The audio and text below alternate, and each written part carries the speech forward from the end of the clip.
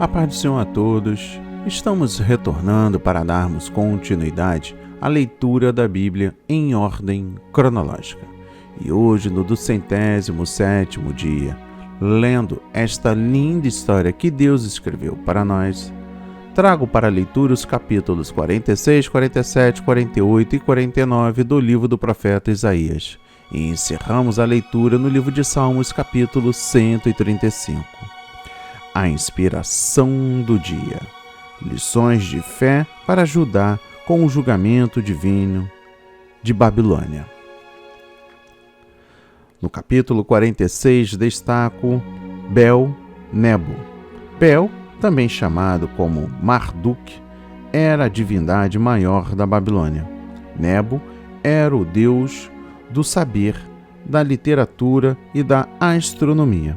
Esses deuses não podiam evitar a destruição de Babilônia. No versículo 4 destaco: Eu vos trarei, em contraste com os deuses feitos por mãos humanas, que precisavam ser carregados por aqueles que os fabricavam. O Senhor, nosso Criador, tem o poder para nos levar. Ele cuidou de nós desde o começo da nossa vida, continua a agir em nosso favor e nos sustentará até o fim.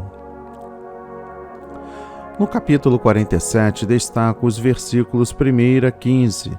Ó Virgem, filha de Babilônia. Este capítulo prediz a ruína e a queda de Babilônia. Babilônia desenvolveu uma cultura pagã, egocêntrica e orgulhosa. Seus habitantes viviam em prazeres sexuais e confiantes na sua própria sabedoria e conhecimento e na magia. Tal povo estava destinado a um juízo repentino e arrasador. Nos últimos dias da tribulação, Babilônia, representando todas as culturas pagãs e humanistas do mundo incrédulo, será aniquilada por Deus na sua ira. No capítulo 48, destaco versículos 1 a 22. Mas não em verdade, nem em justiça. Este capítulo revela que Judá era um povo que parecia seguir a Deus e invocar o seu nome, mas que na realidade rejeitava as verdades da sua palavra e um viver santo diante dele. Praticavam religião, mas não davam o primeiro lugar a Deus nas suas vidas. No versículo 5 destaco: Anunciei desde então. Através dos profetas, Deus predisse o cativeiro de Israel e a sua posterior libertação, e assim comprovou que ele é o único Deus verdadeiro. Nenhum adorador de ídolos ou de demônios pode predizer com precisão o futuro, nem predizer de antemão eventos específicos, como faz o Deus de Israel. No versículo 6, destaco coisas novas. As coisas novas incluem o Messias vindouro e os novos céus e a nova terra. Dos versículos 12 a 15, dai-me ouvidos, ó Jacó. Esta profecia volta a aludir a Ciro como um instrumento escolhido de Deus para subjugar Babilônia. No versículo 16, destaco: O Senhor Jeová me enviou o seu Espírito. Este versículo refere-se ao Messias vindouro, revestido do poder do Espírito Santo. No versículo 20, destaco: Saí da Babilônia. Esta declaração leva grande importância para os judeus no final do seu cativeiro de 70 anos em Babilônia, quando se preparavam para deixar aquele país e voltar a Judá, segundo o decreto de Ciro. E no capítulo 49, destaco o versículo 1: O Senhor me chamou. A missão messiânica de Jesus Cristo é ilustrada nas palavras desde o ventre, isto é, o ventre da Virgem Maria. No versículo 2 destaco espada, flecha. As palavras do Messias vindouro seriam como uma espada afiada que penetra na consciência de todo aquele que as ouvir. A flecha pode simbolizar o castigo divino daqueles que rejeitam a palavra de Deus. No versículo 3 destaco: meu servo e Israel. Esta designação não pode ser limitada à nação de Israel, posto que a tarefa do servo era de trazer Jacó, isto é, Israel, de volta a Deus. O Filho, servo de Deus, Jesus, personificou em si mesmo o Israel ideal e cumpriu tudo quanto Deus requerera de Israel como nação. No versículo 4 destaco: debalde tenho trabalhado. O ministério dos profetas como servos de Deus estava cheio de desilusões e oposição declarada da parte de muitos em Israel. Semelhantemente, a missão do próprio servo, Jesus Cristo, parecia ter fracassado quando ele morreu na cruz. Nos versículos 5 e 6 destaco: que eu lhe torne a trazer Jacó. Esta profecia descreve dois aspectos importantes da missão de Jesus. Primeiro, trazer Israel de volta a Deus, isto é, os judeus convertidos da Igreja do Novo Testamento e da época presente, bem como o remanescente de Israel a ser restaurado nos dias finais. E segundo, levar a luz divina e a mensagem da salvação a todas as nações. No versículo 6, destaco: a minha salvação até a extremidade da terra. A missão do Messias é fazer com que todas as nações ouçam o Evangelho e tenham a oportunidade de crer no Filho servo de Deus. Este versículo é, às vezes, chamado a grande comissão do Antigo Testamento. Essa comissão não será cumprida até que o Evangelho seja devidamente pregado ao mundo inteiro. Quando isso acontecer, então virá o fim. A tarefa dos novos crentes do Novo Testamento é pregar fielmente o Evangelho e levá-lo a todas as nações até que volte o Senhor. No versículo 7 destaco: a alma desprezada abomina. Cristo seria desprezado e odiado por muitos.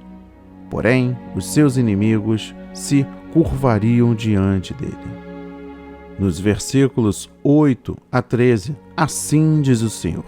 Estes versículos descrevem a condição de regozijo e bem-aventurança daqueles que acham em Cristo libertação e salvação. Dos versículos 14 a 17, destaco: já me desamparou o Senhor. Estas são as palavras dos israelitas que experimentaram grande sofrimento e por isso se sentiram abandonados e esquecidos por Deus.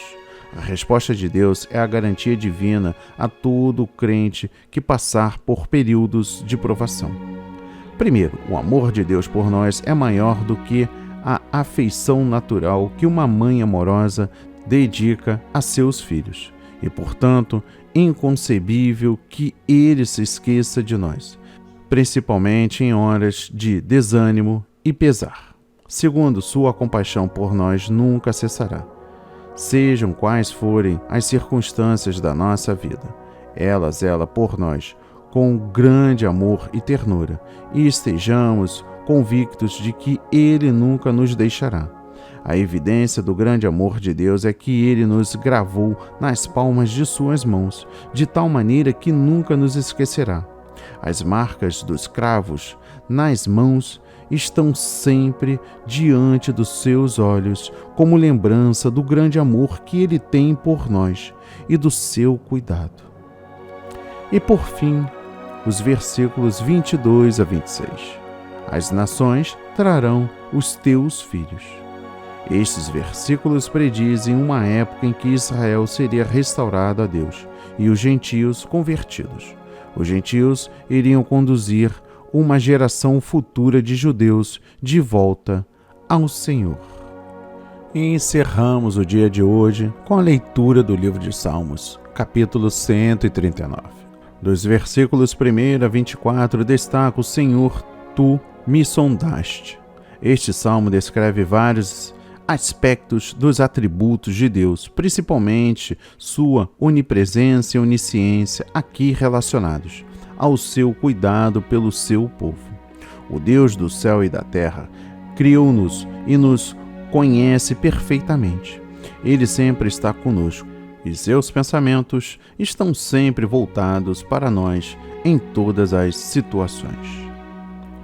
Dos versículos 1 a 6 destaco: Senhor, Tu me conheces. Deus conhece todos os nossos pensamentos, motivos, desejos e temores interiores, bem como nossos hábitos e as ações exteriores. Ele conhece tudo que fazemos, do começo ao fim do dia. Em tudo que fazemos, Ele nos cerca com o seu cuidado e impõe sua mão graciosa sobre nossa cabeça. Dos versículos 7 a 12, para onde me irei do teu Espírito? O Filho de Deus não pode jamais ficar fora do alcance dos cuidados de Deus, da sua direção e da sua força sustentadora. Ele está conosco em todas as suas situações e em tudo quanto o presente e o futuro nos reservam. No versículo 13 destaco: entreteceste-me no ventre de minha mãe. Deus rege de modo criador e ativo o desenvolvimento da vida humana. Ele pessoalmente zela pela criancinha desde o momento da sua concepção. Sua atenção por feto compreende um plano para a sua vida. Por essa razão, Deus tem um aborto de um nascituro como homicídio. No versículo 16, destaco: no teu livro todas estas coisas foram escritas. Deus não nos traz a esta vida sem um propósito. Primeiro, provavelmente a declaração sobre os dias que nos estão determinados refira-se ao nosso tempo de vida na Terra, geralmente 70 ou 80 anos, embora uma pessoa possa morrer antes disso. Segundo, o tempo mencionado neste salmo refere-se não somente aos dias de uma pessoa, mas também ao plano de Deus para a nossa vida como um todo.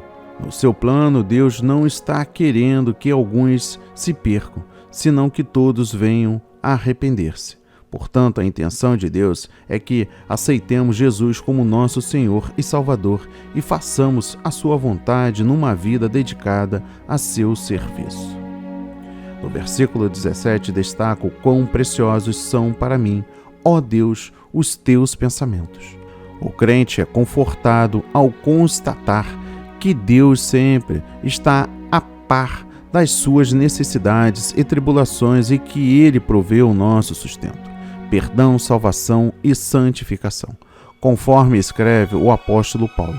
As coisas que o olho não viu e o ouvido não ouviu e não subiram ao coração do homem são as que Deus preparou para os que o amam.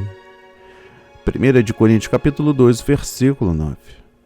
No versículo 21 destaco: não aborreço eu, ó Senhor, aqueles que te aborrecem.